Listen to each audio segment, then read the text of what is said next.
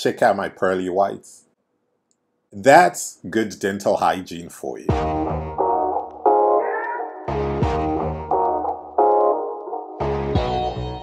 Hello, Tino Trevor here, and today we're going to go over different ways to say teeth.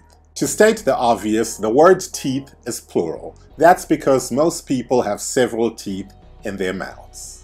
It makes me wonder, how many teeth do human beings have in their mouths? If you know the answer, let me know in the comments. To get back on track, teeth is plural. The singular form is tooth.